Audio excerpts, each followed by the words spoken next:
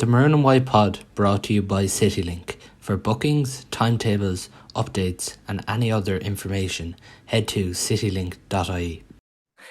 You're welcome along to the Maroon White Pod. The Senior Football and Intermediate Football Championships begin this weekend, and 8 games in Senior, 8 games in Intermediate. The format is very straightforward this year, 16 teams in each, and top 3 coming out of the group, so we'll have preliminary quarterfinals. So 12 teams will advance from the group stages then into the last 12, and that's where the preliminary quarterfinals will begin between second and third places from the groups in Senior and Intermediate, and first place will go straight to the quarterfinals.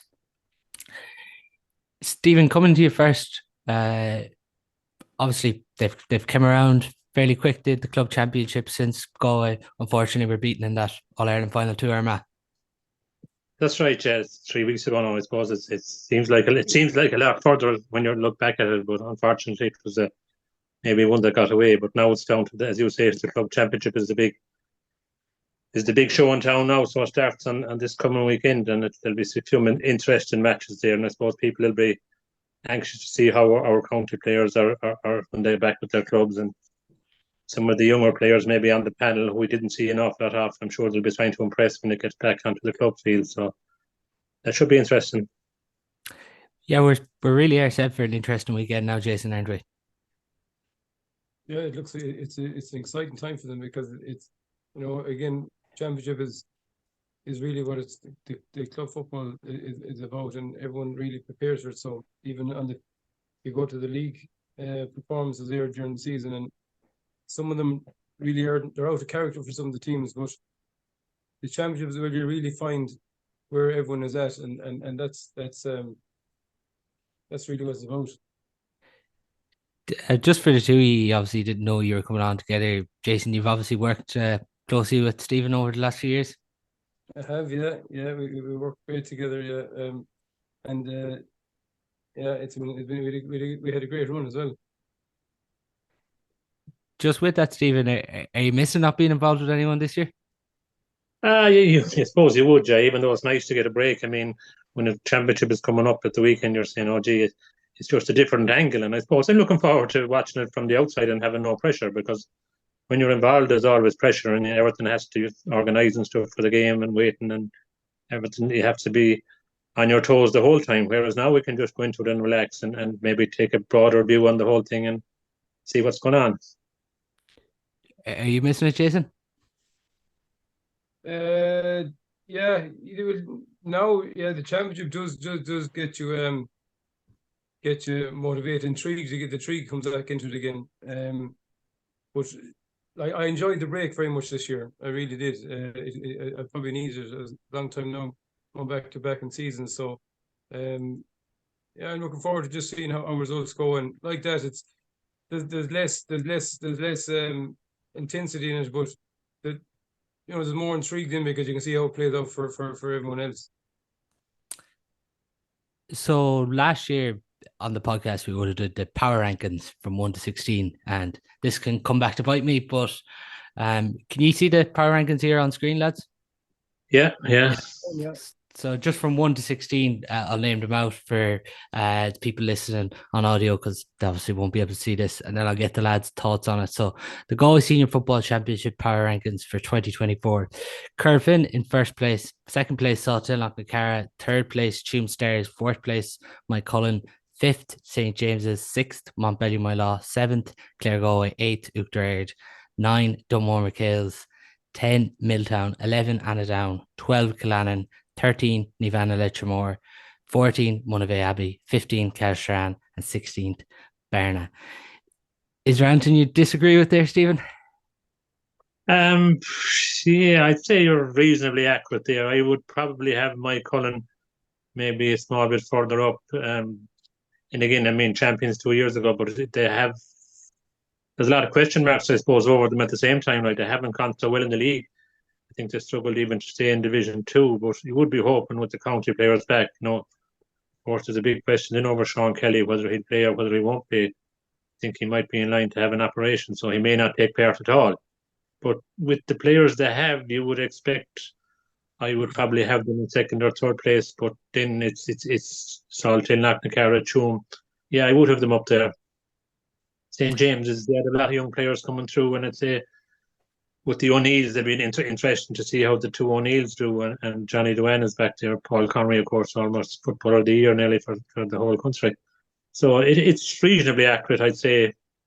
Outside of that, once you go down past the first 5 or 6, I mean, you can nearly put the names into a hat and see what's going to happen. Down at the bottom, you have Caherlistrane and Barna.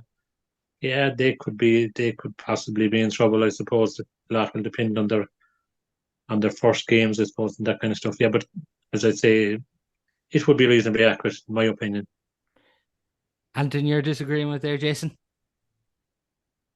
That's all dicey territory there when you're going picking and choosing and stuff. But I did notice last season where you had them, because I was involved myself, and I didn't take I took it when I seen it and said, well, you always like to be the number one, and that's just it. But you had a fair goal last year, and overall the whole season it really worked out pretty much what she had done. The Monivea came up there this season. They'd be intriguing. They're playing James in the first round, and that'll be an interesting game. Even with, like as Stephen said, James have potential to do very well. What can Monivea bring? Should they went down at all in the first place is the question. So I think they've revitalised to make an impact in the championship at some sort. We get to the top 4 of that. But again, the first round it really tell. Corofin seems to be the number 1 at the minute. That's what everyone's chasing, and I don't think they're just happy being the number 1. I'd say, deep down they really want to be number 1 outside of the goalie. So time will tell. But it's pretty reasonable. Is it fair? You could call it fair, but time will tell. I will take that. I'm sure the Twitter backlash is going to start after this of some clubs' positions, but I'll take that. Compliments for now.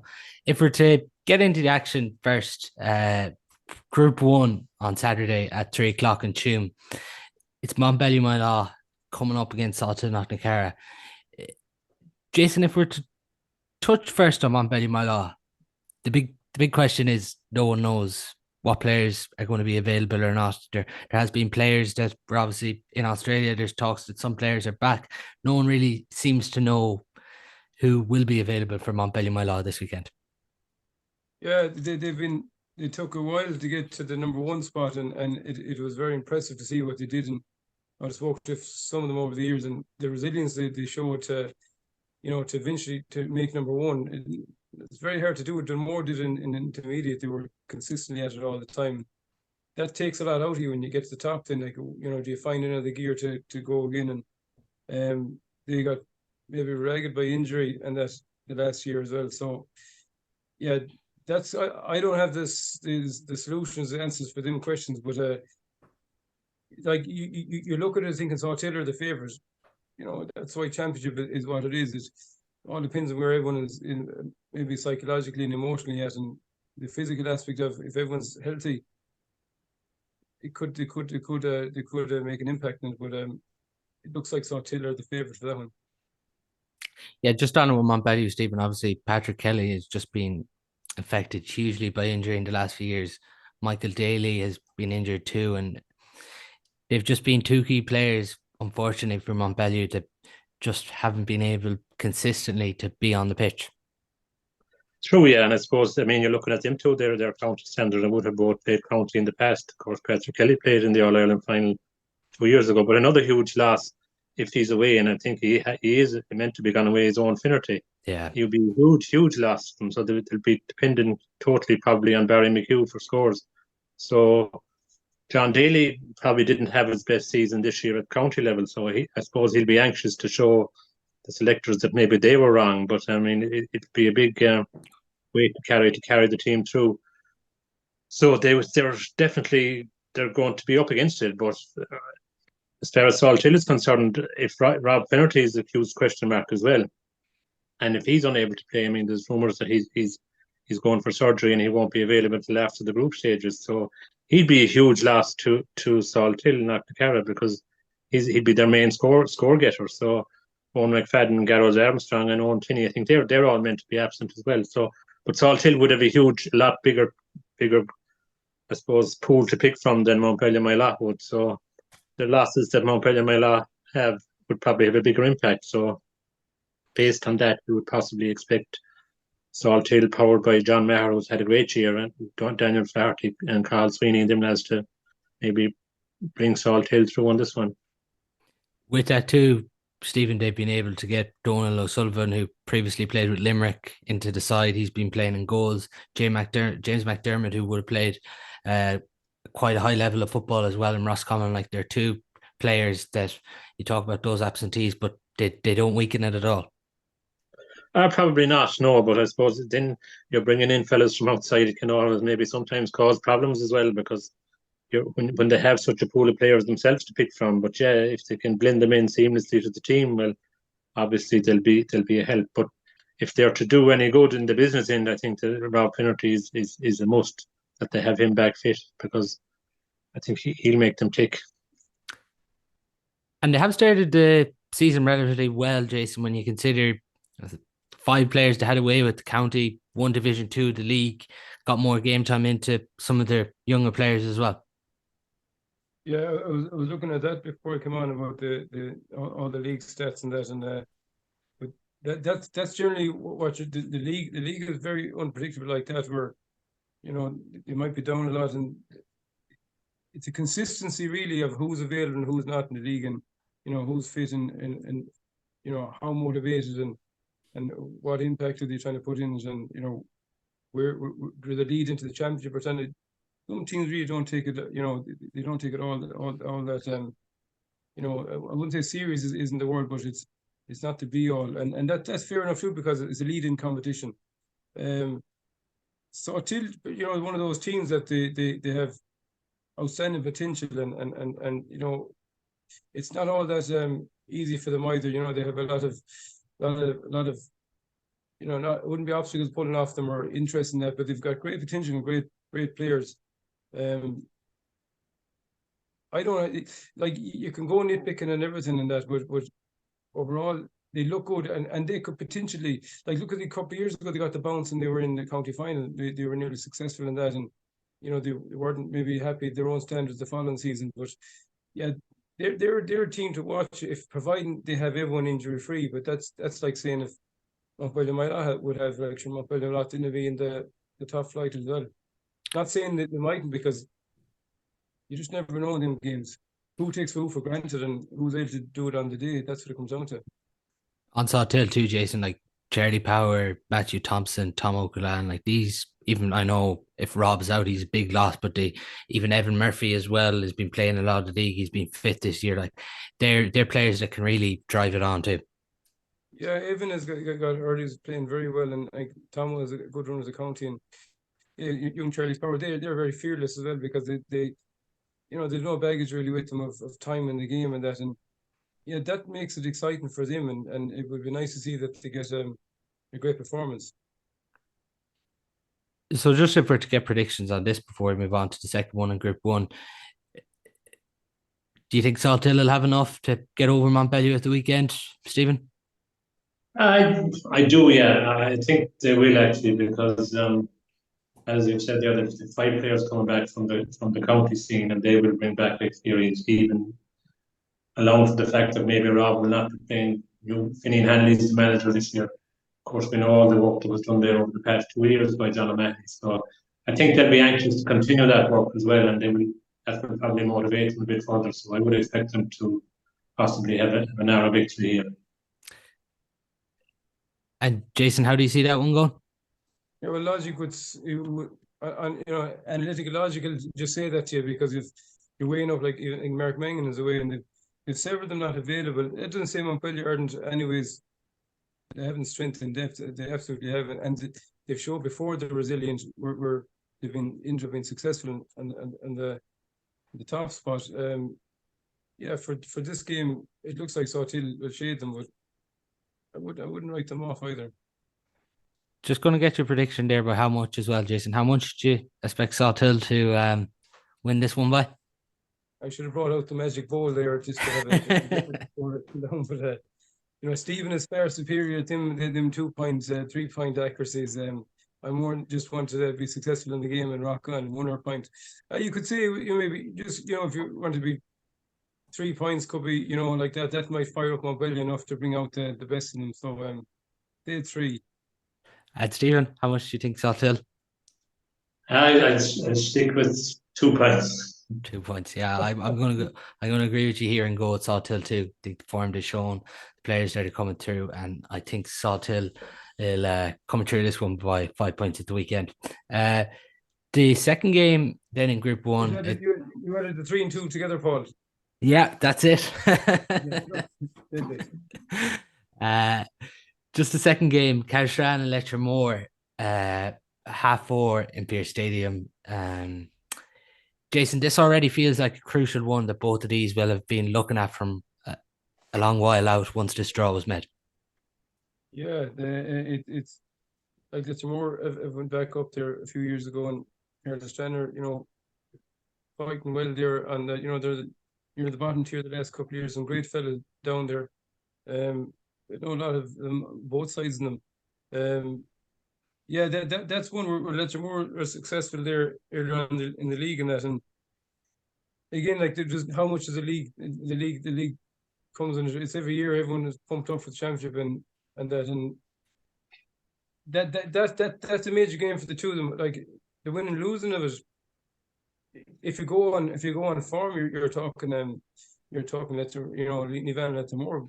Would you're right off them in Caherlistrane. They're on their day too, like they can be a force. I don't know. Them ones are them ones are all in it. You go on Paul. I think like the league you're saying Leitir, but how correct am I in that? I haven't seen much of Caherlistrane. I didn't watch many of the games. That Leitir, you're looking at stats and figures. So, being respectful to Leitir, you just give them the hat tip for that. It's particularly, Stephen, the form they showed in the Comortas against some established senior clubs from other counties. It was really impressive, the performances Leitir gave that weekend. Yeah, in fairness to them, since they went up to the senior ranks, they have held their own, and I don't think have been involved in the relegation fight at all, which is good, really. And they have some good young players there. I suppose if you're backbone by the likes of Colin McDonough and Matthews Barrett, Phil McDonough, and the two showyers, Dylan and Warren. So look, they do play some nice football. On the other side, Caherlistrane, I suppose they were lucky enough to be involved in the relegation last year and just came out, I think, by a point against Carrow. But they don't have all the players that are available. And of course, Keane Darcy is playing in Dublin, Oisin O'Brien is playing in Meath, and Alan Morris, who has done his cruciate for the second time, would be a huge player for them. So he's going to be a huge loss. And I mean, while Johnny McGrath is a great footballer, I mean, it's going to be a big weight on his shoulders to push this one through. So I'd fancy, based on form, that Leitir, and as you said earlier, this will be a huge one, because the first game in that group for them, the winner will probably end up in a preliminary quarter final, and the loser could end up in relegation. It's that tight. But I would fancy Leitir to come out possibly by a point. Yeah, with that, with Caherlistrane, when you talk about the losses, obviously Neil McHugh and Barry McCabe are joint managers there this year. They are losses, but at the same time, like it's probably why it's so tight. Maybe why we have Caherlistrane at 15th. Like as you mentioned there, between 9 to 15, there's not much between it. Like this game really feels like, Stephen, it will go down to the wire. Oh, I'd say definitely go down to the wire, and it'll probably be maybe a low-scoring affair, and it'll be dominated possibly by defences, because nobody will want to give up scores too easily. And I suppose that's where maybe Alan Morris will be a huge loss on the Caherlistrane side. The fact that maybe Ron and Keneally are dependent on probably players to score that maybe wouldn't have been key players up to now. There's no Cormac Band there, so no Keane Darcy in the middle of the field. So I think Leitir probably have a bit more up front, a bit more threat. They have, as you said, performed well in the Comortas. They have a number of players there who's great eye for goal. So if they were in a position to score a goal or two, I think it would be very difficult for Caherlistrane to overcome that. Yeah, Ronan Keneally really feels like he's vital to them. Before we move on to Group 2, we're just going to go with predictions here again. So on Saturday, it's Caherlistrane and Leitir. I'm going to tip here Leitir to win this by 2 points at the weekend. as mentioned, just with the showgives up front, I think maybe they might just have a bit more. Jason, how do you see it going? Yeah, and like such a great time for the Caherlistrane, as I know a lot of them well too over the years. But it would look from the perspective of where we're looking in the stats, and that you give Moir the win, and Moir are good football and bunch, and have been across the line a few times with them now, and they've got, you know, they can play great bit of football when they have, and they certainly have been steady in senior, which is very difficult to do because there's a gulf between the top and the bottom now. So yeah, I just go with Moir, and hopefully Caherlistrane can bring the best they have. And by how much, Jason, again? I didn't really give a figure, but look at I'll go with 2, so I'll agree with you for this. And Stephen, how much do you see Leitir coming out by at the weekend? It'll be tight, so I'll incline it to be 2 or 3. So we'll all stick with 2, and we'll try and agree on this one. For once. We'll all go down the pond together. We'll all just rock down the boat. Well, I'm sure we're motivating some clubs, I'm sure, by these predictions, but that's what it's about. On to Group 2 then. St. James's and Monivea, 4:45 in Tuam on Saturday. Interesting one here, Stephen. James is a really impressive year last year, unlucky in the quarterfinal against Montpellier. Monivea-Abbey, as Jason mentioned at the start from the outset, there's all this talk about Monivea coming back up that they should have never got relegated to. Yeah, that's a possibility. They got to the Connacht Intermediate final last year and was out. Kitty McDade got injured and was out for a good part of the year. But I think he's going to be vital to them if they're going to make progress in the championship. He seemed to be coming back to form with Galway, so he'd need to have a huge game to have them in contention or give them any chance in the championship, and like depending on maybe a big Trevor Mullins in the middle of the field to win possession for them. But there would be a skillful, maybe pacey team as well. But St. James's, to me, could be a dark horse to jump out of here, maybe get to the latter stages of the championship with the new manager, I think, in Barry Downey. But Barry was there last year. Last year would have been the first year, yeah. Oh yeah, well, then I mean, he know the players, and they did have a really good year last year, so I'm sure it's only going to progress from there. And the 2 young lads that were on the Galway panel, Sam and Jack O'Neill, if they're back fit and able to play, it'll be interesting to see how they perform. Jack Foley was on the under 20 as well, and I think Johnny Dewan is back playing as well, and of course our main man is Paul Connery as always. So they have a nice mix there of youth and experience, and I would expect them possibly maybe to have a bit more than Monivea on this occasion, and I kind of fancy them here. Going by that, Stephen, as you mentioned, are St. James's your dark horse this year for the championship that you feel could be there? No, I wouldn't go that far. I know we'd say last year, Milltown qualified for the semi-final, where at the beginning of the year people might say, well, they could be involved in relegation, because they had a lot of maybe the older players still playing in that. Of course, they got to a semi-final and gave Corofin a fair old game of it. So I think I would have St. James's maybe in that category this year, that get to a quarter-final, semi-final possibly, and then anything can happen. But as for winning the championship, I don't think they're possibly at that level yet. Yeah, with James, as we mentioned, Barry Downey there again for a second year. Bunt Roach as well with Monivea-Abbey again this year. How do you see this one faring out, Jason, at the weekend in Tuam on Saturday?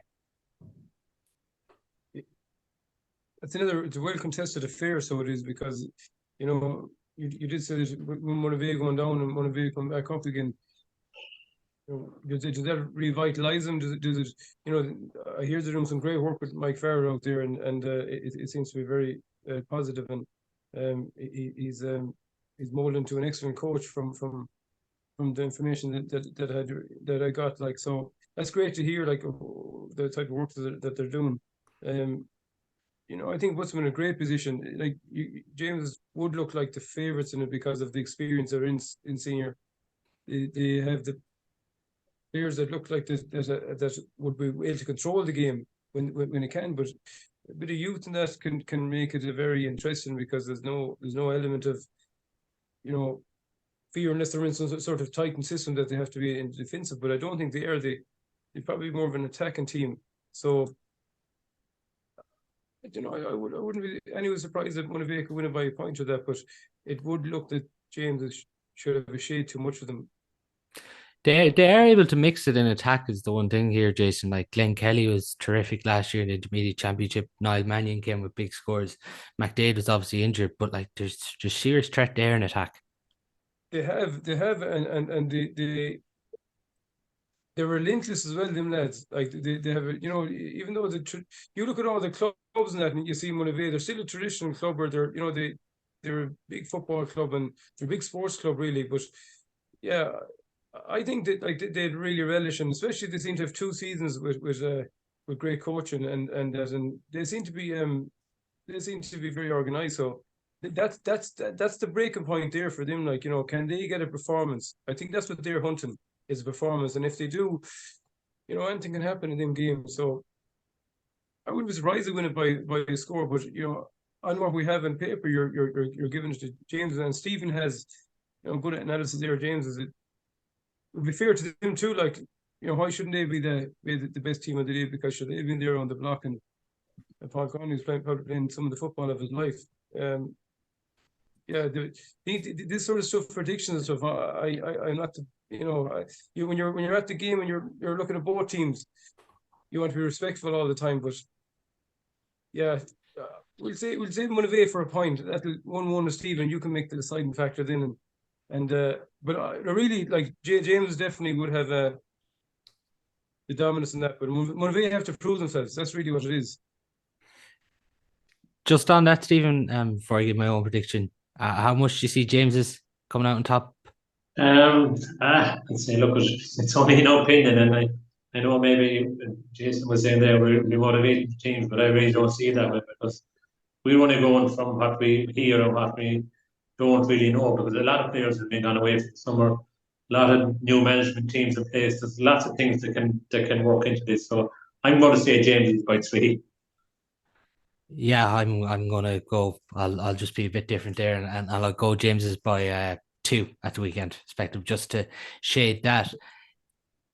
In Group 2, Moycullen played Dunmore McHale's on Sunday evening in Kenny Park at 6:00. There's a lot of intrigue, Jason, around Moycullen at the minute. Before we even talk about players' availability, because that's going to be a big question for Moycullen, Mark McHugh involved in the backroom team for Moycullen this year. How much of a factor and how much of a benefit do you think that'll be to have someone like him involved in a club setting? I think it's great. Like, I'm sure he's bringing high standards and that's really what it's about. And and they would want that too, that it's a high standard, because they've probably been satisfied in the last while of how well they've competed, and I'm sure they really want to be number one, and that's what it is. And the injuries situation in there, I don't know to the extent of what it is, but that you would expect that they're the best team the next day. Dunmore have got great work done, and they seem to be consistent with what they're doing, and they have some youth brought into the team. And the question for the answer for your question, you should be a great asset to them, and that's if they have the full squad. And Sean Kelly is a huge player in the team, and he would be in any team. He's in the country, so I still think that they should have enough to be successful against Dunmore. That would be the edge of McHugh's value. I'm sure he's brought some new ideas and that to it. So that's how I'd see that. It's pretty simple on that side, but who can tell until really the ball is thrown in and how it rolls? Yeah, Sean Kelly, Stephen, it's probably looking like, from what we hear and the indications and everything, that he's going to be up against it to play this weekend. Peter Cook's been in America, Neil Mulcahy's been in America. And then with that, they've had a lot of lads on the fringes who went away for the summer. So this is probably the first weekend where Moycullen will have closest to what they want as their starting 15, but there's still probably maybe 2 or 3 lads that they aren't going to have this weekend.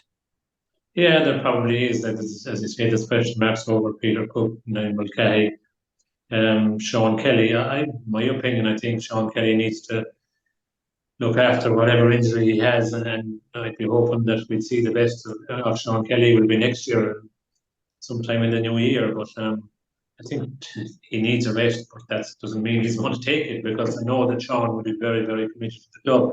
So it's a difficult one. Yeah, Mark McHugh was there, but I think Don Killannin is a huge loss to them, because he brought great success to the club and great organisation. And we know Cathal Clancy was selected with him, has taken over and brought in Mark McHugh, which obviously would bring in maybe new ideas. But I think this, it's, as we said earlier, they struggled in the league early on. They struggled to survive even in Division 2. And as you said, this will probably be the first time, I think, Owen Gallagher, by maybe working in Dublin now. He's still playing with them. So obviously he wouldn't be attending training. And maybe, I don't know what the situation was with the league. So it's bringing the team together for the first time, possibly. It is more difficult. And there's probably an opportunity there for Dunmore, because I'm sure this is Gary Delaney's, I think, third year with Dunmore now, and they've a lot of good young players. So even though their captain the year they went up Matthew Reddington, I think, is abroad, but they survived relatively comfortably last year, having a good win over Tuam. So I think there's an opportunity here for Dunmore to cause a shock in this one. I'm not saying it's going to happen, but I think it's a huge opportunity if Moycullen aren't at their best, and there would be question marks over where they are at the moment. That is an opportunity for maybe Dunmore. But I'm not. That's you come to the prediction. I might say different, but there is a huge opportunity. Yeah, that's what we've seen with Dunmore last year, Jason. They were the story in one sense because they competed so well. They just missed out in the end on going through to the knockout stages. But Gary Delaney has Dunmore playing to a system, and they carry this system out so well. They're hard to break down. They're hard to play against. Teams don't like play. Wouldn't really like playing against this team when it turns into a battle, because they stick to this system for the full 60 minutes. Yeah, and it's credit to how they made it to senior. They took it several opportunities, and it probably was in making it 5 years in the making for them to get there overall from the start, where they were falling short in that. And Gary, when he got involved with them, they set them up very well, and it gave them great confidence, and all they have done, which is credit to them, has improved since he's been there, and them as a group. But from chatting to a few of the individuals on the ground there, they've bought into it very well, and they seem to have a great unity among them, and the community among themselves there in the group seems to be very tight, and they're ambitious, and it's very difficult to beat a team or individuals that want to be successful. So with that, like, that just gives them a great opportunity, because I'm sure they want to push it one foot further this year, and they would be ones that could make a top 8 now. Yeah, with that, do you think the focus for Dunmore this weekend will be all week just to stay in this game early on? But every team is, you're trying to, like the GA culture and the GA language is like, we'll stay in, it's the last 10 minutes and we'll see, can we, we win it, like, or you go and attack, and how many teams have gone 5 or 6 points up in the first 20 minutes, and next thing's level, 5 minutes, 10 minutes to go even. Well, they definitely have to get a foothold in it in the game. They could feel they can, go man and man with Moycullen as such, like, as well in an attack. So I think they've a very fast counter-attacking team. Moycullen really are at a stage where, they want to establish themselves again. It does give more great opportunity, and I don't know, staying in the game so much. Sometimes you have to go in, you have to bully your way in and say, well, we want this game to be successful here too. So, we can beat anyone. Like, that's the attitude you'd like them to have. And they can match them in around the middle and, counterattack well off it. So I think they're going to try and establish themselves fairly well, because they want to be tight game. If you've got a tight game, an experienced team, they can beat you in the last 15 minutes. But I think they'll establish themselves very well in the first half, and they'll even look to lead the game, I'd say. And your prediction for this one, Jason? Well, by my pump up talk for Dunmore, you think that Dunmore can nick it, like, I'm just doing it. But you're looking at the teams there. Why would Moycullen be so successful? Because there's a more established team. Why doesn't Dunmore be? It's like, on logic, you should think, like, Moycullen will be successful because they'll find a way to win. On the Dunmore side, they have been gaining momentum all the time. Can they bring last year's momentum into this year? Yeah, look at. I'll go for the local. We'll go Dunmore by 1, and that'll get Porry Costello and Colin Costello fairly pumped up for that. So hopefully. Are you agreeing or disagreeing there, Stephen?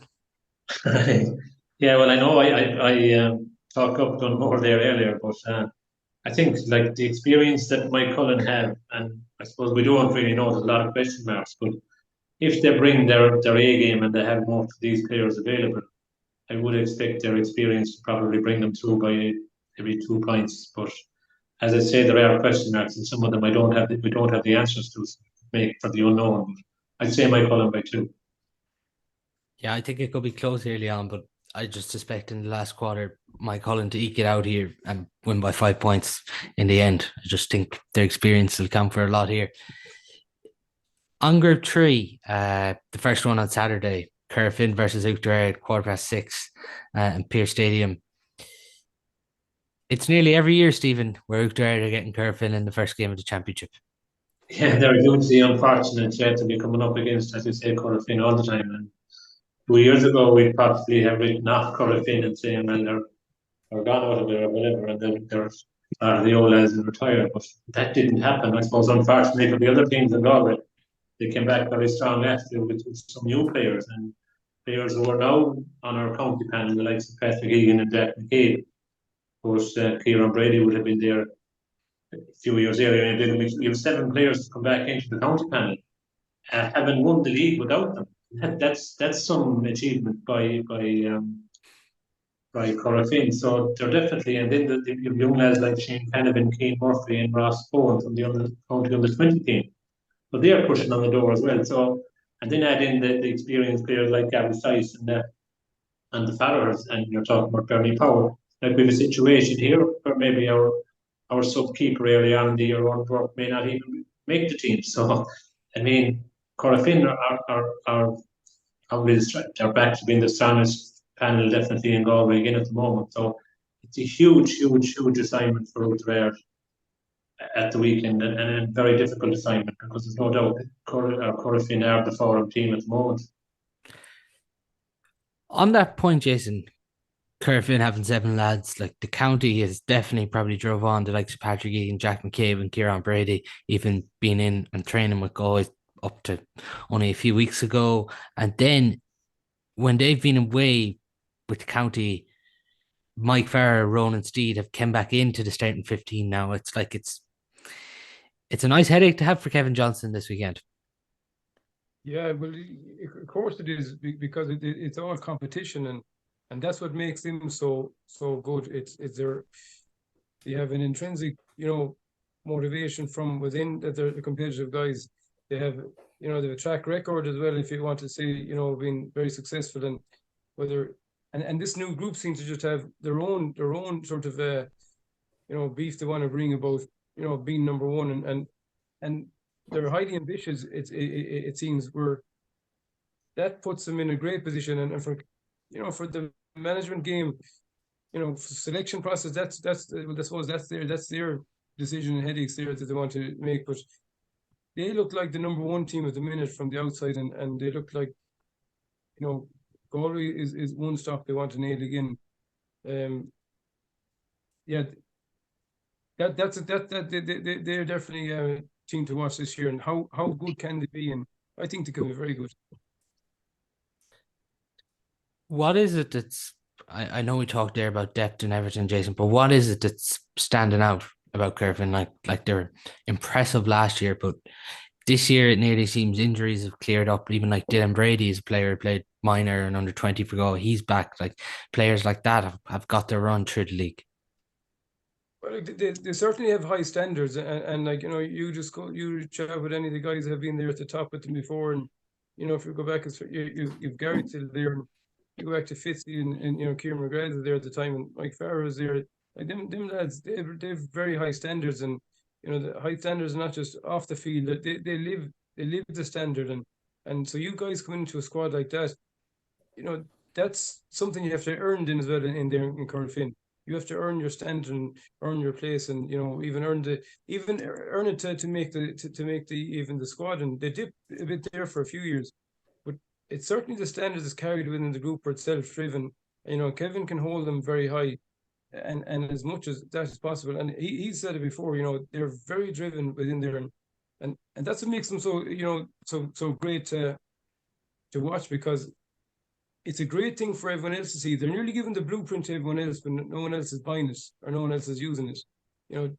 They're doing maybe things that other people aren't doing outside of the game and during the game, that if they did, they can improve. And I suppose they've set the standard for many years now. So I just think really it's the standards that they have. They're just a bit higher than everyone else. Stephen, you mentioned it's a challenge for Oughterard. Their manager, Alan Murphy, has been playing as a player manager. We haven't had one in quite a while, but he's been playing in goals for them at stages. Like, there still is big talent there, obviously, in Oughterard. Like, talk about the Lees, the Tierneys, the Monaghan's, Eddie O'Sullivan. Like, they're all going to be crucial players this weekend. They ran Corofin somewhat close last year, lost by 3 points in the end. They can obviously take confidence from that, but how do they go about this weekend? Well, that's a good question. How do they go about it?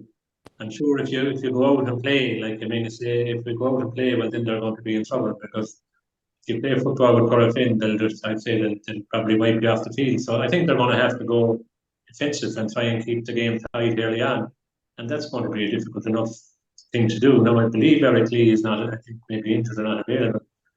Tierney may or may not seem. Maybe he was carrying a bit of an injury all year, and that he didn't seem taking frees off the ground and that. So he'd be a huge player for them. But against Corofin, one player or two or three is not going to wash it for you, because you're going to come up against 15 players that are right on the money, and 4 or 5 more that can come on to take their places when they need to finish the game off. So it's very, very difficult. What can Oughterard do? They can just try and hang in there early on and be in the game in the third quarter and hopefully stay in the game. But in reality, I cannot see that happening, to be honest, because Corofin last year were a new team coming, but now they have the bit of experience with, as I said, Patrick Egan and Jack McCabe, who spent the last 6 months training with the country. So these lads are going to want to push on and say to Warwick Dyke next year, I don't want to be sitting on keeping the bench for him. I want to be on the team. So these lads have their own motivation. So it's going to be difficult for Oughterard, and it's very difficult to see them keeping this game to a low score. So you're predicting Corofin there, but how much, Stephen? I would say 5+. And Jason, your prediction there? Yeah, you'd expect them. You would expect them to be successful. 6 or 7 points even. You would think that's what would be the cause. But yeah, I'd go with that. Yeah, that'd be fair. And hopefully it's where they can close the gap in that. Yeah, I think it's going to be close. I think Oughterard have a small chance here first day out against Corofin, just with the early stages of the championship, but I still think Corofin will win out here in the end by 3 points. On Sunday in Kenny Park at 4:15, it's that game obviously before Moycullen and Dunmore. Tuam Stars and Claregalway. Dave Donlan has made the switch over from Barna to Tuam Stars this year, and then in Claregalway, Paddy Finnegan, he has come up from Mayo, and he's Alan Glynn coaching the side as well. This is probably the game of the weekend, Stephen? Yeah, it is a difficult one to call, there's no doubt. For a number of years now, I suppose you'd be expecting Claregalway, with all their success and on their minor level and that they would come through. But they don't seem to be able to put maybe a consistent 15 together that's going to bring them to that extra step. Tuam Stars are there and thereabouts. Their form in the league is pretty good. You would difficult one, as you say, to call. Would be a good young player coming through there in Tuam. Shane McGlinchey, be interested to see how he gets on. Of course, you have the experience all the time of Jamie Murphy and Gary O'Donnell pushing the chairs there as well for Tuam. Jack Lynn, of course, would be Claregalway's main player that we know of, but they have a lot of good young talent as well. The likes of Éanna Monaghan, Jack Lonergan, Jack Mullen. Conor Flaherty, of course, was there on the county panel as well, and he usually plays foot forward and a very good footballer as well. So it's going to be an interesting one, very difficult again to call. It's could be a good game of football. Actually, could be one of the games of the weekend, as you say. It's interesting here, Jason, because we all know Claregalway, that there's a huge amount of young talent coming through. Éanna Monaghan has played with them during the league. Jack Lonergan with the 20s. And even with that, with Tuam, like they had a huge number of players involved with the Galway 20s on the back of a minor last year. So like it's going to be interesting here to see our younger players given their opportunity this weekend. Yeah, that's a great game, is it? Because you're talking about, that's real tight competition. You know, Tuam have established themselves there. Even it's great to see them, you know, back in the league final, and they were even ahead in the game there towards the end of the game, and you know, they're still in the top two, and that they look like they're a team on form. New management team, so Claregalway. Claregalway really want to establish themselves, it seems, because you know they want to get a foothold in the championship. They're there a couple of years too now, and Barry Goldrick is there a while, and you know they're leading from the front, and it would be great to see. You know, great to see both teams going up the ladder, I suppose, if you want to use the frame of words for it, in the championship, and come to the latter stages of it. That game is very possibly could go anyway. Who's dominant? I don't know. That looks very even. It's an even game now. It seems from the outside. Yeah, before I get to your predictions, I'm going to sit on the fence in this one. I just can't call it. I think it's going to be a draw this weekend. I think it's the one draw we'll have this weekend, and I think it'll be a draw between Tuam and Claregalway and Kenny Park. How do you see it, Jason? Draws is a draw fair to call in these games. Well, if again you're looking at, I'm looking at you know, making a call, and who do I think? Well, if Tuam was in the league final or they're competing that well, you know what Claregalway brought. Claregalway seem to have more settled than last year. You know, if you give Tuam stars by one, but I would expect, you know, and wouldn't be anyway surprised Claregalway to be successful. And I think Tuam should just have enough, and they probably have to deliver on this game. Stephen, how do you see it? I've been trying to agree with Jason there. I was kind of thinking a draw as well, maybe I would say, but I'll go Tuam by a point. Yeah, so that's Group 3. Then Group 4, first game up, Milltown and Killannin.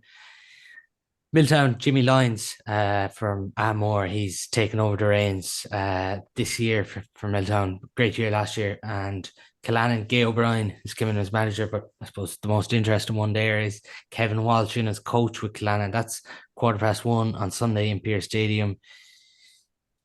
This is going to be an interesting one now. Milltown switching the management this year, Stephen. Kevin Walsh obviously in with Killannin winning the 19s last year. You're expecting some of these players to come through now. Yeah, you are indeed. I mean, it's a difficult enough one to call, as you say. Milltown, as I said earlier, got to the semi-final last year. It surprised me really, but their backbone of their team are still the older guys, the Blakes and that. But the younger likes Jack Rand, who was in with the county band, and an excellent year last year, so he'll be hoping to push that on as well. New management will probably bring new ideas. On the Killannin side of it, Kevin Welch's involvement is an interesting one there.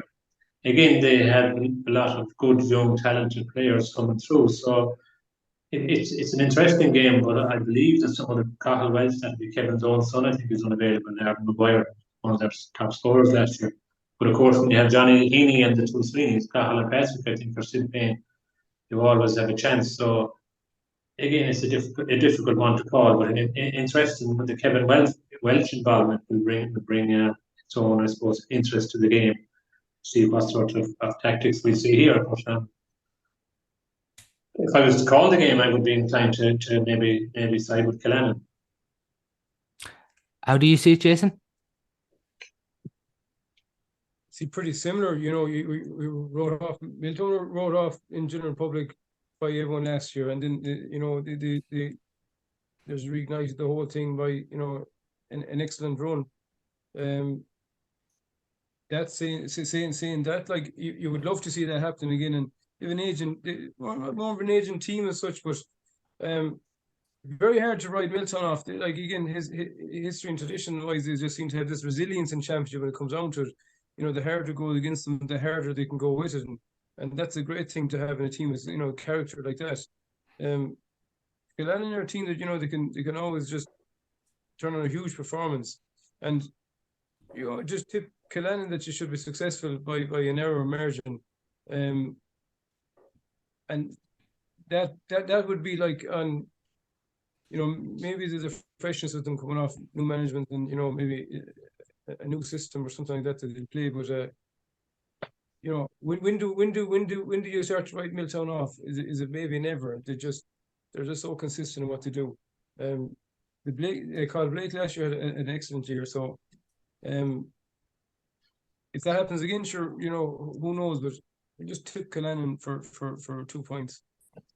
Yeah, I'm going to agree with both of you there. I think Killannin by 3. Darragh Walsh, Brian Mitchell, some of these fellas now coming through, even Ryan Roach from the 19s last year. I think they're going to get a big bounce from that. The final game then in Group 4, Annaghdown, Norman O'Brien in charge there this year, and Barna, their opponents at 3 o'clock in Pierce Stadium on Sunday. Cosmo Gilmore has taken over from Aidan Fahy, who has left the club. Does that give maybe Annaghdown the advantage, Stephen, this weekend? Yeah, well, I suppose based on the fact that Barna are also keen, Hernan will be a huge loss. Barna broke his hand early on in the Caherlistrane, but he'd be a huge loss. And Annaghdown, I suppose an interesting question here is Damien Comer's perform back, and I'm sure he will perform at the highest level there. But I think that their keeper James Healy is not available as far as I know. Owen Curry's away in 24. They'll be losses, but having said that, Owen Curry playing in goals this year now.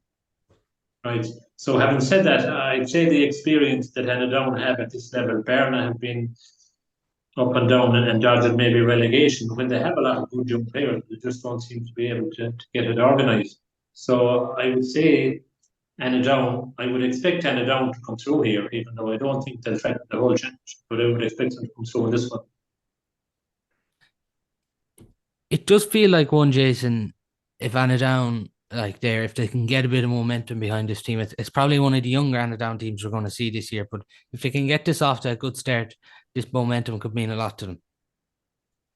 Again, they're another, as we go big club and a big team that can always have an impact in the championship. They would probably feel even once they get a bit of momentum.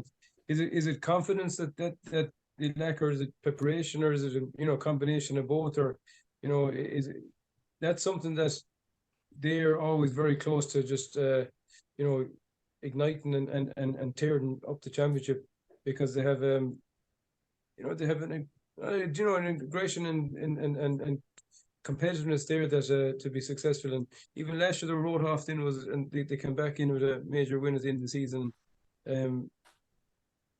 Yeah, but it looks like, I'd favour them to be successful in that game, and that had just been fair.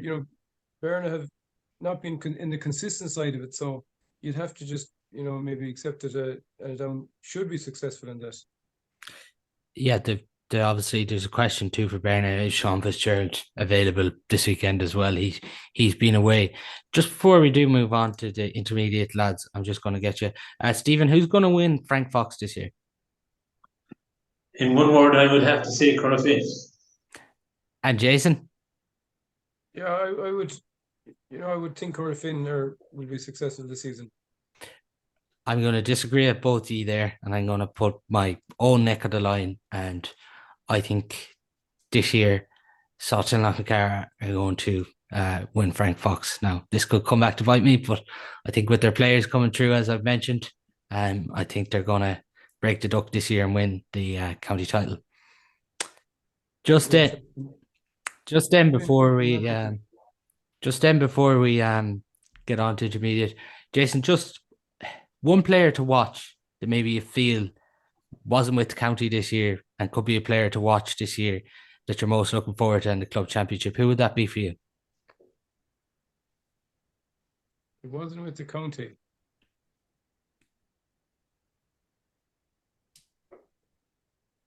Like, if you go to, like, even in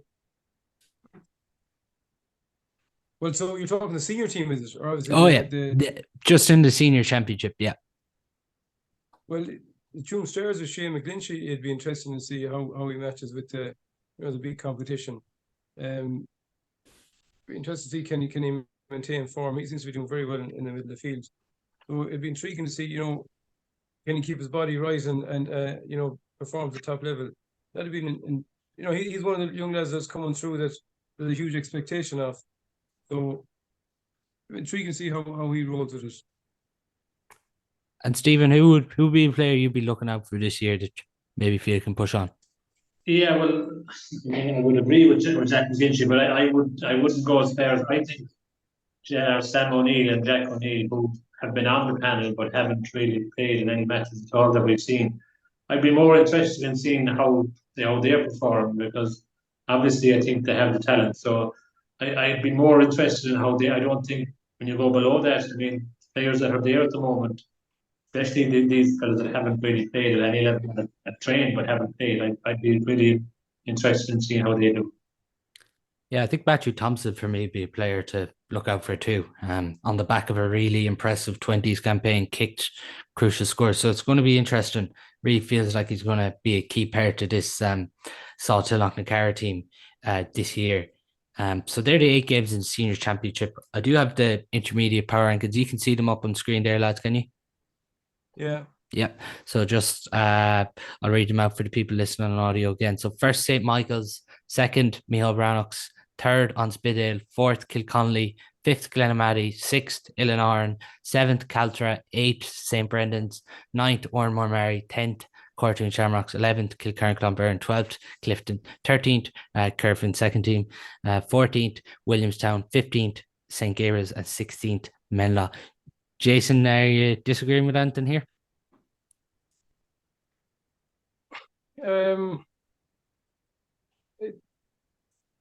It looks from you're going on previous performances and last season and teams coming down this season. I can't go arguing to say maybe a team goes up or down a bit. Illanorn could maybe they might end up in the top 4. You just don't know. There are teams that has potential for everything. Glenamaddy would maybe feel they're in the top 4 too. The Courts and Shamrocks ended up didn't they go to the top 4 last year as well? Yeah, but it's based on that for, I suppose, why they're 10th. If I just explained that, like, obviously no Adrian Bailey this year is just, I think, going to be massive loss for them. Yeah, I understand. Yeah, that's fair. I think Paul, you did a fair job. Yeah. And you're disagreeing with Stephen? Top 4, I would say, possibly looks okay. Maybe top 3, you could juggle them around. I'm not sure what St. Michael's are going to bring to the table this year. Spidgel should, like Liam O'Connell, I think Finn Lolly is back from his travels, so they'll be 2 huge players for Spidgel. So maybe on Spidgel to jump up. You have Ranus again. Will be interested to see where Killannin O'Curry goes. But I think the top 3, Kilconnelly have been in the last 2 finals. They'll be trying to maybe go one better this year. Difficult to say will that happen. When you look further down, I see Corofin B at 13.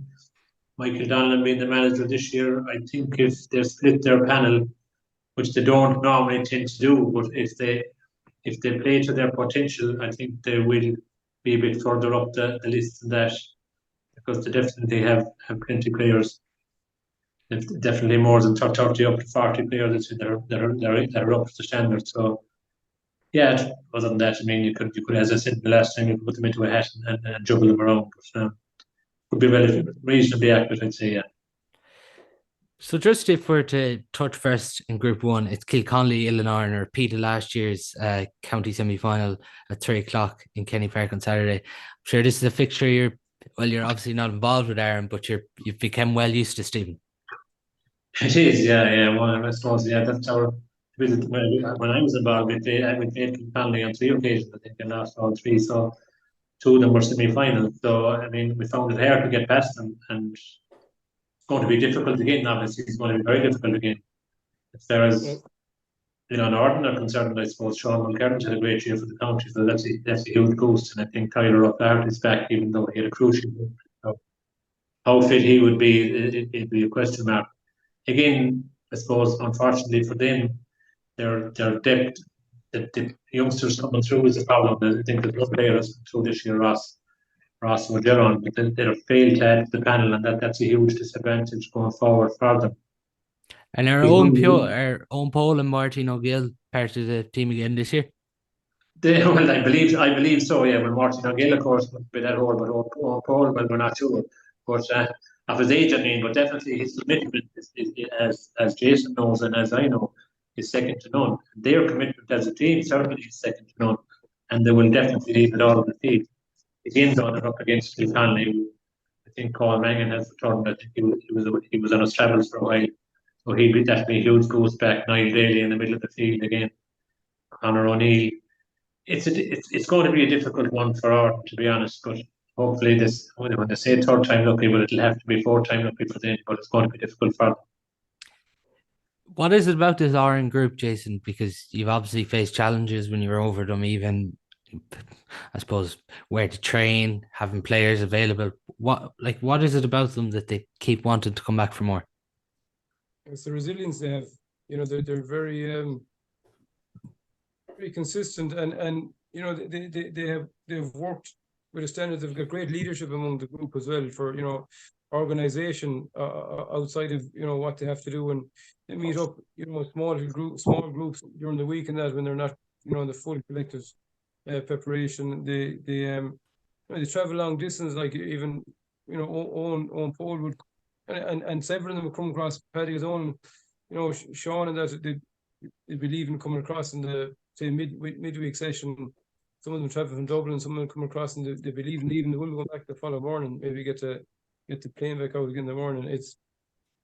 But they just have to do more off the ball than other teams, and then the gym on top of that, and it's the geography, I suppose, that they're in. And they're an exceptional bunch of people. That's just all I know. And Kilconnelly, their opponents this weekend. What stood out to you, Jason, when you came up against them in the last 3 years? Their tenacity is exceptional. I remember myself and Stephen were there when we played them in the Prairie there a couple of years ago, and we had thought that we were ready to compete with anyone at the time in the first round, and Kilconnelly just brought something that on the day that we just couldn't cope with, and they were successful. It was just, they've been consistent with that as well, and they've got to the end of the season, and Paul Mangan's highly driven there as well. He's a younger brother that's playing as well.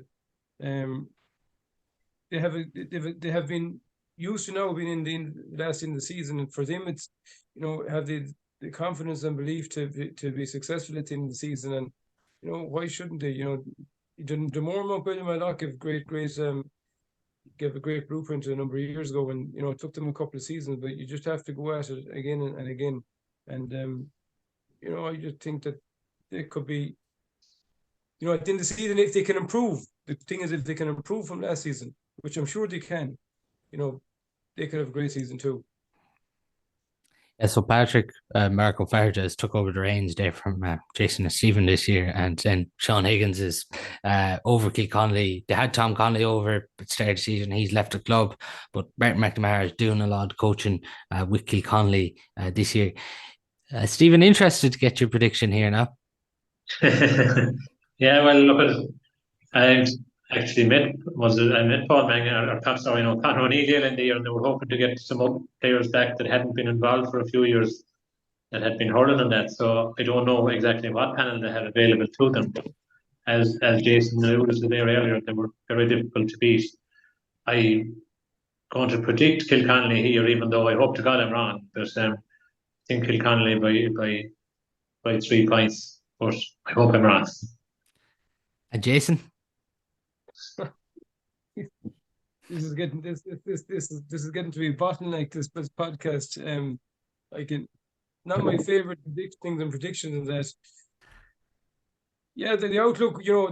Aaron weren't success in the league and that, and they didn't really have full outfit or anything like that to pick from. But kind of successful, I think they can. Kilconnelly, you would say, but I'd say Aaron for one for the bit of crack. We'll go one each. Yeah, that one I just think Kilconnelly might have too much here and probably just eke out a 4-point win in the end. The other game in that Group 1, Brendan's Clifden. Brendan's obviously at Rory Cunningham back now. This game takes place on Saturday as well in the Prairie. This is it's kind of one of these games, Stephen, that Brendan's and Clifden would have targeted when they see the last two county semi-finalists are in this group. Yeah.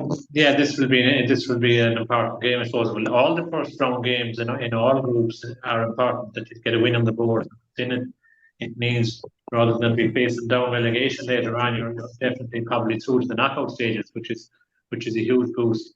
You would expect on paper that St. Brendan's, as you say, Rory Cunningham is back from the county scene.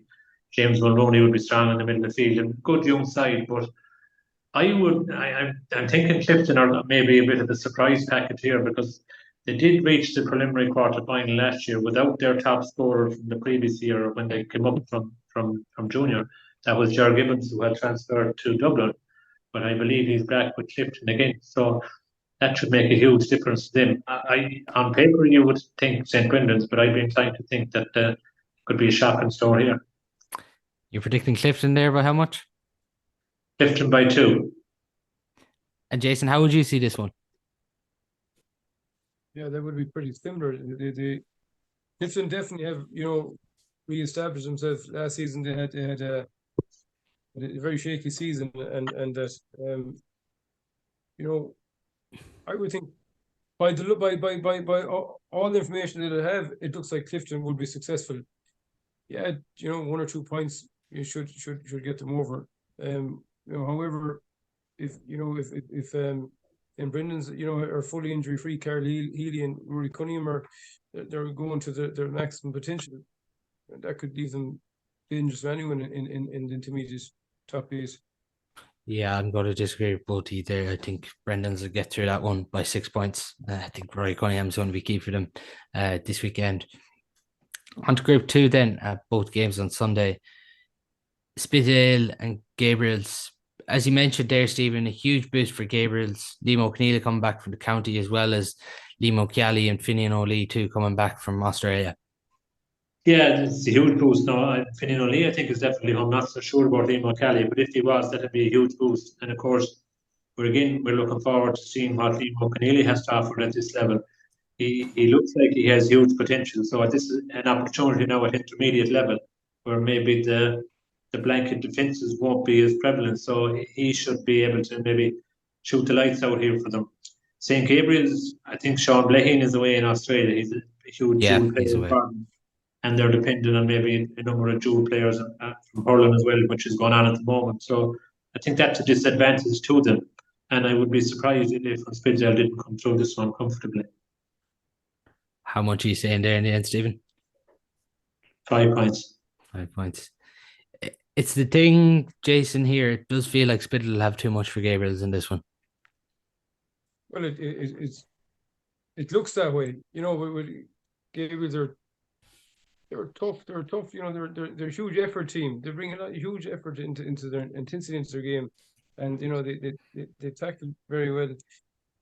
Spittle, by all means, looks like they have a full squad. Like you're saying, I don't know, who's playing well and who's not there. But on the outside of when you put all them calculations together, it looks like Spittle would be successful by a few points. How much in there?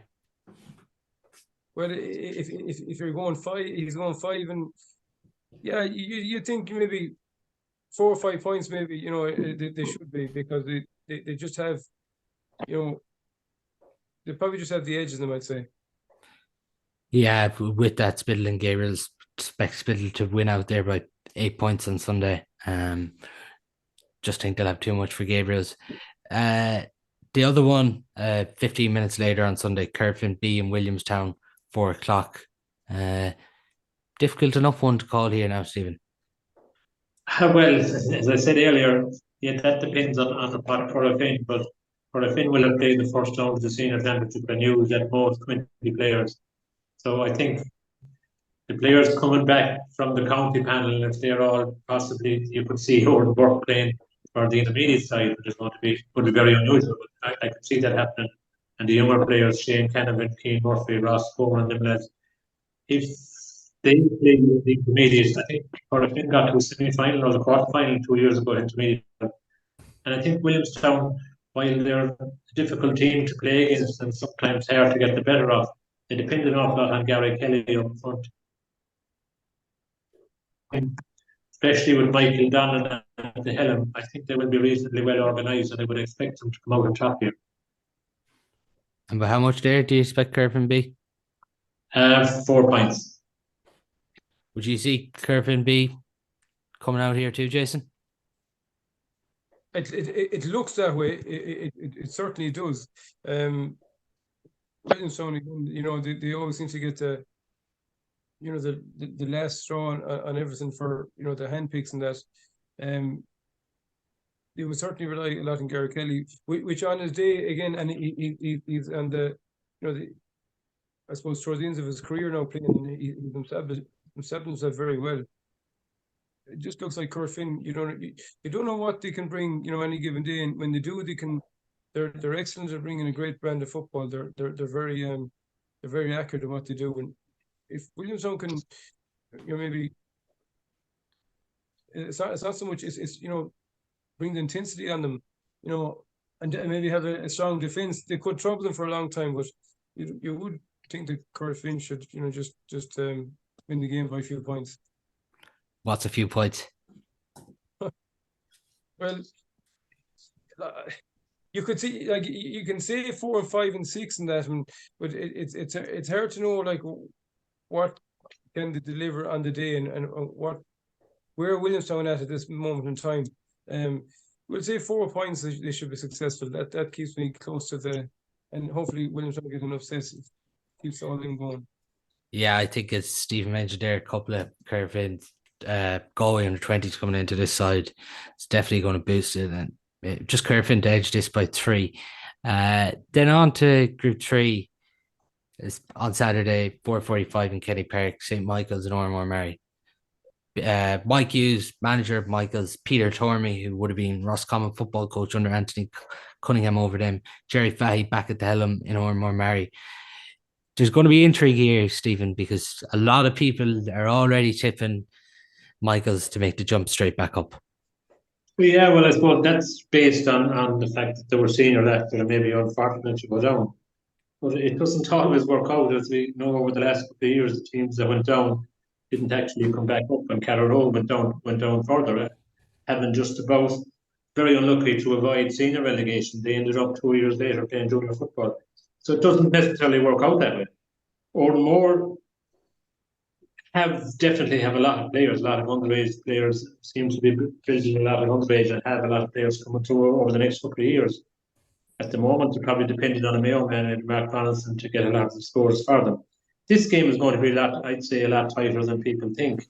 And I'd say it could go right down to the wire. Who are you tipping there? I say Michael's by 2. Yeah, it probably does feel like it's somewhat, but I suppose, Jason, the reason people expect Michael's is like they're really competitive, got to league semi-finals in Division 1 this year. Yeah, and they have huge ambition to go back up senior, which is I suppose, again, when you have a team that's, you know, very ambitious and want to be successful, it's very hard to beat them. You know, or more can, you know, you can deliver. They could deliver a massive performance on the day. It's very not unpredictable with them, because you matter when you play them or anytime you're involved against them, you really have to be prepared, because they're a team that just can, you know, they can make life very hard for you in the game. But overall, you would expect that, you know, Michael just can, if they keep playing a senior brand of football, you would see that they should be successful. Now, again, that comes on what can they bring. That time will tell. Who are you tipping there, Jason? I you know, tip Michael's in respect to, you know, coming from senior and they have ambition to go back up. I tip them just to be successful in the game. I'd say you need 4 or 5 points. I think they should be. If they have a standard at all, they definitely should be doing that. I'd imagine. I'd say that's what they want themselves. Yeah, I think Michaels will come out of this one. Yeah, I think by 6 points. I think they'll have too much for more, and I think they'll be looking to make a statement. The other game in that Group 3, Stephen, Benlaw, Glenamaddy, 2:15, Duggan Park on Sunday. Glenamaddy are looking to break into this last four. They haven't been able to break into it in the last few years. And then with Menla, they're obviously looking to make a key start to this. For coming up from junior, don't want to be entered into that relegation battle either. Well, I'm sure they don't, but based on your rankings earlier on, I think you had them at the bottom of the list. So I think we should avoid Shane the Cake Curtain for a while, because I think the management team with Kevin Murphy, he won't be too happy with your predictions. But having said that, they're really a difficult team to play against, and big Rob Hughes there in the middle of the field is still going strong. So they're going to put up a fair old challenge. Glenamaddy seem to always go well in the groups, and as I said, when it comes to the knockout stages, they don't seem to be able to get past them. They're a very strong management team in place now. I think Caherlistrane has come in as manager, and John Malahy and John Devan and Gerard Dowd, the former Roscommon selector, is in the management team. So they're a very strong management team. So I'd expect probably something new brought to the table there. So based on all that, I would expect Glenamaddy to come through reasonably comfortably. What's comfortably there for you, Stephen? 5 points. 5 points. Well, would you see it too, Jason, of just Glenamaddy maybe having more experience at this level than Menla? Yeah, the logic kind of would tell you that it's been fair to, it would be fair to just say that. The reality is a different story. Even I predict there, Aaron and Kilconnelly, and just even thinking about it since, like, I have great friends either side, and that, and you're calling one over the other. You look like Kilconnelly should be successful by all means in that game, but how do you doubt, Ila and Aaron?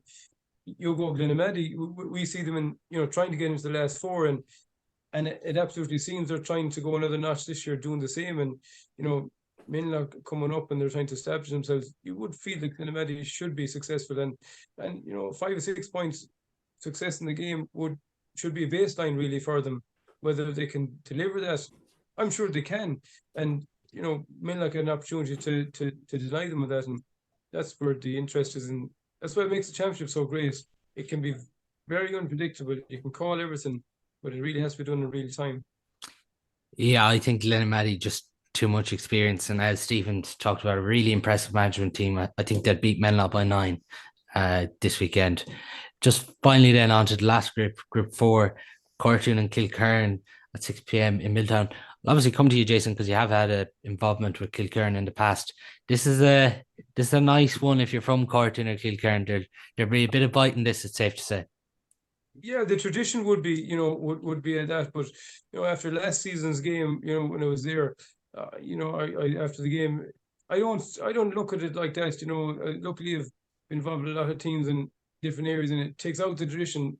Really, what you're looking for in that game is performance, and it can go down to how much love and unlove you have for each other over the years. But the performance is all that counts last year, and I think and thought we should have been successful last year at stage in the game. We can see the 2 goals against them at a time where one against the run of play. But you have to only give credit to Corofin Shamrocks. They're a phenomenal outfit where they're just so. Again, you talk about resilience. They've got that too. They're caught between a few parishes, and they're able to deliver performance all the time, and they're consistent with it, and I think that's an exciting game for both teams, because for motivation or anything like that, and they're played each other last year, it should give them everything that they need, and all they need each of them to deliver a performance.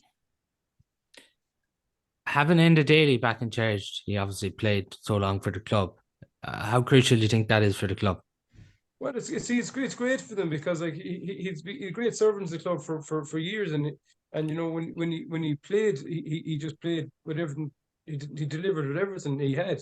Now you can, how much does he have to motivate them and all that, or the tactics and that, or that it really shouldn't have to have anything that such when in the daily you walk with him, you know he's going to bring the best he has. And now they did struggled with a few injuries this year, but it seems that they're ready for the game, and I think he'll be a great influence for them. And how do you see that one going? I don't see very fair in that game now. I caught between a rock and a hard place with, you know, who I think is successful. You know, but if Corofin Shamrock looks like, because over the last number of meetings that they have over the years, Corofin by all means have been successful. But I think Kilkerran really should have a success in this one. So I'll give Kilkerran by a point. Yeah, it doesn't feel, Stephen, like to be much between these two. No, I don't think so. No, they probably know one another very well. And as we say, a former great there in the daily taking over the team from another former great Gio on the other end of the line there. But yeah, it could be interesting. Now, I hear that Liam Boyd is injured. If he was, he'd be a huge loss to Kilkenny. The same as Adrian Barley being away, as you stated earlier, it's a huge loss to Carton. Paul, I think, is back from Pushy. How fit he'd be is another question. A difficult one to call. I'll go Carton by a point. Yeah, I think Kilkenny will edge this by 2 at the weekend. And then the final game in Group 4 and in the Intermediate Championship, Sunday 2:00, Caltra Brannocks. Gabriel Naughton still in charge of Caltra. Niall Coyne coaching the side. Colin Tumman over Micheál Brannocks. He's went from Michaels to Brannocks, and he's brought Paddy Moore, who would have worked with Moycullen in with him, and former Brannocks player Pador Grifa in there as well in the backroom team. How do you see this one? There's an expectation this year with Brannocks, Stephen. I suppose there is, yeah, but for the last number of years, there probably would have been an expectation as well, and there would have been there or thereabouts. Yeah, I hope they have put a strong backroom team together, and no doubt Fintan O'Corrin will be leading the charge again, and Killian O'Corrin, of course, on the Galway panel. People might have questioned how come he wasn't on the 26, great free taker, great score taker. I think this is a huge opportunity for him to show that he should be further up the line, and hopefully he will be a star in the making going forward for Galway. So this is a huge opportunity for him to show his what he's at. On the other end of it, Calfa, who I would have come across myself last year in the championship, I think a big question mark here is whether Cahill and Pádraig Mangan are playing or not playing. And I think right up to the last minute, one played, one came on last year, and they're very excellent footballers. And I think if they were playing, it'd be a huge boost to Caltra. But with the hurling championship just starting off, that probably won't happen. So based on that, I would be expecting Micheál Brannocks to come over this one. And by how much there, Stephen? 3 points. And how do you see this game, Jason? I see, like, just this one, like, you're looking at, you know, how good can Caltra be, and like they show in form at times where they can be excellent. You know, Micheál Brannocks, they're very experienced outfit, and even against them last season, you know, I thought we could set up well to be successful with them, and you know, they just moves out of the water there for a period of the game. We even watched them. I remember we were there a couple of years ago, Stephen. We were watching them in Athenry. They do, sometimes when you're watching them, they don't look as good as they are when you're playing against them at times. But they're very solid outfit. They've got some great movement inside. Fintan is still very well established in the centre of the field. He's using experience very well. You know, I would look at them to see that if you based on all the figures and you did all the data in them, you would expect them to be successful over Caltra. That's saying it's an intriguing game for Caltra. They can measure themselves very well off it, and that's where I think they're at. If they can establish a win there, well, then it opens up the whole lot for them. But I do think Micheál Brannocks will win by 4 or 5 points. Yeah, I'm going to agree with you there. I think Brannocks will come through this by 6 in the end against Caltra this weekend. They're obviously all the 8 games in the intermediate, but just before we do finish, Stephen, intermediate winners this year? Intermediate winners, right. I will stay with my own side of the county. I'll go on Spidgel. And player to watch in the intermediate championship for you? player to watch for in the intermediate championship. And of course, the guy I mentioned a couple of minutes ago, Killannin Curry, will be very interested and see how he goes as Liam O'Connell for Unspidja. I think if Unspidja are to win, then we will be expecting a big year, and hopefully we'll get that from Liam O'Connell so that he'll win the form onto the Galway scene for next year. And Jason, intermediate winners for you?